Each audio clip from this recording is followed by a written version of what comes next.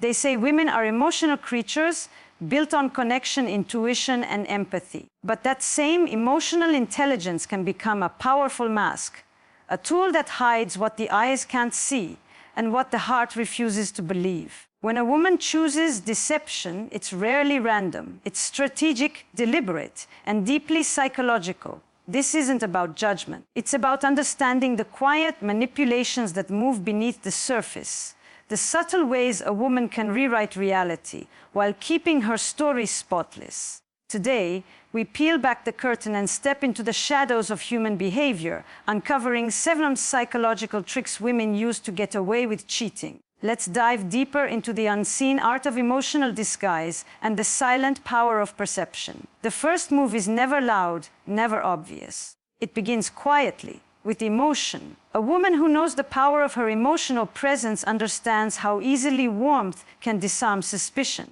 When she chooses to hide something, she doesn't withdraw, she does the opposite. She leans in. She becomes more affectionate, more attentive, more emotionally available. It's a psychological sleight of hand, because when someone receives love, their brain stops scanning for threats. The human mind equates emotional consistency with honesty, and that's where the magic happens. When her energy feels nurturing, the idea of deception seems impossible. A simple smile after a long day, a thoughtful message, or the way she listens with genuine interest, all of these gestures build a wall of comfort. That comfort blinds perception. It creates a sense of security so strong that even intuition goes quiet. You start to believe that everything is fine, not because it truly is, but because she's made you feel that way. Emotion is her invisibility cloak. The psychology behind this is rooted in guilt transformation. When she carries the weight of secrecy, that guilt doesn't always appear as distance. Sometimes it manifests as overcompensation. She gives more, not less. She's attentive to moods, hyper-aware of tone, sensitive to every emotional shift. Her mind knows she's crossing a moral line, so her actions work overtime to restore balance. The affection she shows is both genuine and strategic, a way to soothe her own conscience while maintaining control of perception. And this emotional distraction doesn't stop at affection. It extends to timing. She picks her moments carefully. She knows when to initiate conversations, when to offer comfort, when to show vulnerability. Each moment feels organic, yet it's crafted to steer attention away from the unseen. You find yourself drawn closer, emotionally grounded, trusting the very energy that conceals the truth. It's not manipulation for the sake of cruelty. It's survival in emotional disguise. She understands that the mind believes what it feels more than what it sees. So, she makes you feel safe, loved, chosen. And when she does, your defenses lower, your questions soften, and your heart becomes her alibi. Emotional distraction isn't about deceit alone, it's about control. Not through force, but through tenderness so convincing that it silences every doubt before it can even speak. Honesty has always been one of the most powerful currencies in human relationships, and a woman who understands its psychology knows how to spend it wisely. When she wants to hide something, she doesn't drown her story in lies. Instead, she sprinkles it with truth. The secret lies in balance, giving just enough transparency to appear genuine while keeping the real core buried. It's not about fabricating a new reality. It's about shaping the existing one so carefully that no one ever looks beneath the surface. She shares small, believable details. A friend's name, a specific time, a location that makes sense. These fragments of truth act like emotional anchors. The mind, when it recognizes familiar details, automatically relaxes. It fills in the blanks with trust. By controlling what she reveals, she builds an illusion of openness. It's the kind of honesty that looks effortless, the kind that earns confidence rather than suspicion. You hear her speak, and you feel reassured. You see her eyes, and they seem too calm to hide anything. That's the art, a calculated form of controlled transparency that makes the truth harder to detect. This tactic isn't impulsive, it's intelligent. It takes awareness and emotional calibration. She knows how much to say and when to say it. Too much information sounds rehearsed, too little invites curiosity. So she maintains the perfect rhythm, the middle ground where everything feels natural. Her tone remains steady, her words simple, her story clear. The consistency of her expression becomes the proof of her honesty. Even silence, when used right, becomes a weapon. If she doesn't elaborate, it's not because she's hiding, it's because she trusts you enough not to explain everything. And the most fascinating part is that this controlled transparency often carries traces of authenticity. She might genuinely mention where she's going or who she's with. Only the context shifts. The truth is not erased, it's rearranged. It becomes a puzzle with one crucial piece missing, the one piece that changes the entire picture. The listener never notices because the visible pieces fit so perfectly. It's not a lie made of falsehood. It's a truth sculpted to mislead. A mask built with honesty itself. And when it's done right, no suspicion survives it because the mind has already accepted the story as real long before doubt ever gets the chance to speak. When tension begins to rise, when the air shifts with unspoken suspicion, a skilled woman doesn't wait to defend herself. She attacks first, emotionally and subtly. It's a psychological maneuver rooted in dominance and emotional control. She knows that the best way to dismantle doubt is to redirect it, to twist the emotional frame until the questioner feels like the guilty one. It's not about shouting or dramatics. It's about precision, knowing exactly which emotional string to pull to flip the energy in the room. If she senses skepticism in a glance, a tone, or a pause, she moves fast. Instead of explaining herself, she becomes offended. She accuses you of not trusting her, of being paranoid, of ruining the peace between you. The shift is immediate. Suddenly, you're the one defending yourself, apologizing for questioning, regretting for doubting, feeling guilty for even thinking something might be wrong. It's emotional reversal at its purest form, turning the spotlight away from her and placing it right back on the one who dared to question. Psychologically, it works because humans are wired to seek emotional balance. When one person feels attacked or misunderstood, the other often softens to restore harmony. She counts on that instinct. By acting hurt, she disarms confrontation. Her tone might tremble just enough to sound sincere. Her eyes might well up with disappointment. The emotional weight shifts, not through logic, but through empathy. You stop thinking critically because you start feeling compassion. And in that moment, she wins. This isn't an act of malice.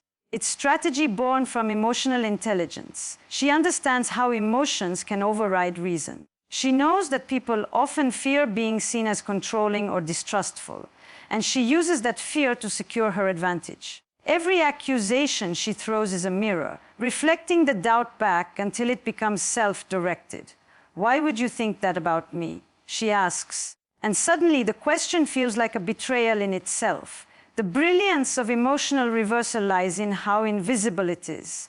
It doesn't sound manipulative.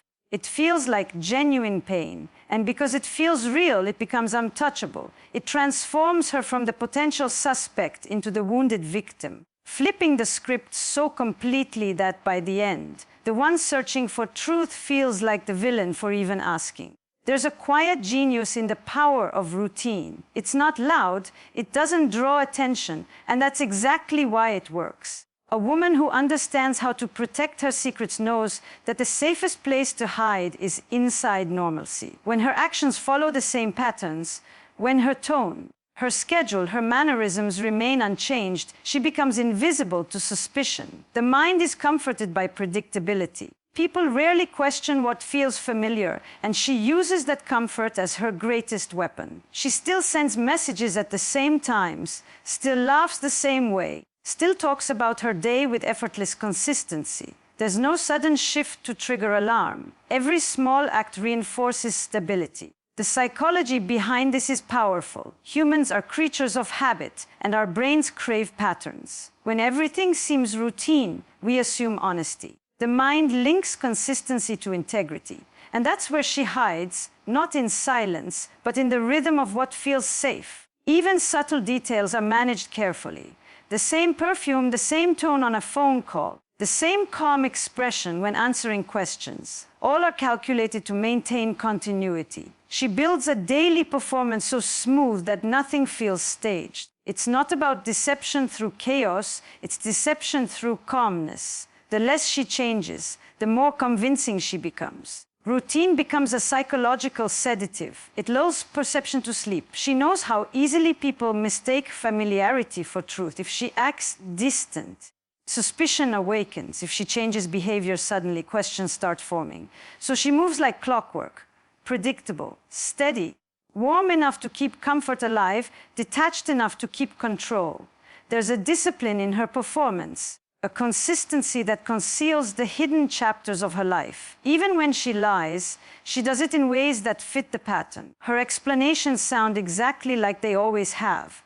Her excuses are consistent with her habits. She never adds unnecessary drama because she knows simplicity is believable. The brilliance lies in the fact that she doesn't appear to be trying at all. It's authenticity constructed from repetition. And over time, that repetition becomes her shield. The mind of anyone watching her stops questioning. Every day looks like the last. Every word fits her history. In that quiet rhythm of sameness, she achieves her greatest trick, not by disappearing, but by becoming so normal that no one even thinks to look closer. When distance begins to form, when her attention starts to drift elsewhere, a woman skilled in concealment knows that emotional silence is dangerous. People notice absence more than presence, and gaps invite questions. So instead of allowing that space to grow, she fills it, not with truth, but with substitutes. It's a delicate psychological balance. She gives just enough emotion to keep the connection alive, to maintain the illusion of closeness, while her heart is already divided somewhere else. It's not love she's giving, it's control through affection. She might send a thoughtful message out of nowhere, a short voice note saying she misses you, or a sweet photo from her day. Each act feels intimate, spontaneous, and warm, but beneath it lies strategy. These gestures work like emotional bandages, placed precisely where suspicion might begin to bleed through. The timing is always perfect. Just when doubt could arise, she softens it with care. This is emotional substitution in its purest form, replacing genuine depth with carefully timed tenderness. Psychologically, it's a form of reinforcement. The human mind equates emotional attention with loyalty. When someone gives affection, we instinctively interpret it as proof of sincerity. She uses that instinct to her advantage. Her warmth becomes a distraction, a reset button for your perception. You forget what felt off because the affection feels right. It creates emotional confusion, the kind that keeps people loyal even when logic whispers otherwise. The brilliance of this tactic is in its subtlety. She doesn't overwhelm, she calibrates. Too much attention would feel forced, too little would expose the void. She gives just enough, a compliment, a laugh, a gentle reassurance that nothing's wrong. And when she senses that the emotional balance is restored, she pulls back again, letting the illusion breathe on its own. It's a push and pull dynamic that keeps the other person emotionally dependent, always chasing the next small sign of closeness.